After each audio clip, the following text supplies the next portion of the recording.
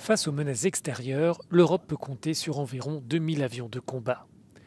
Si les appareils européens, comme le français Rafale, le suédois Gripen ou encore le consortium européen Typhoon, constituent l'essentiel des forces aériennes du continent, le F-35 de l'américain Lockheed Martin apparaît incontournable. L'Italie a passé commande de 90 avions, l'Allemagne 35, la Belgique 34, la Pologne 32.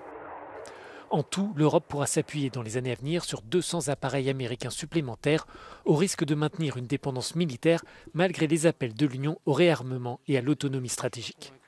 Il y a une forme de dépendance parce que c'est un appareil qui est très sophistiqué et qui nécessite beaucoup de maintenance. Ça signifie qu'il faut remplacer des pièces régulièrement.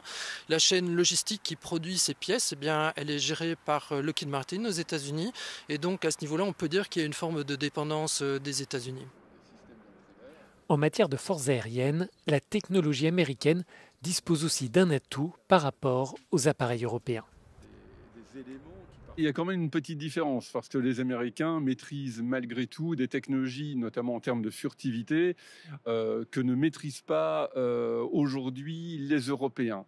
La question est évidemment de savoir est-ce que pour les opérations de combat modernes, la furtivité est quelque chose d'absolument requis ou bien est-ce que l'on peut s'en passer et compter sur des avions qui sont capables de présenter un haut niveau de discrétion.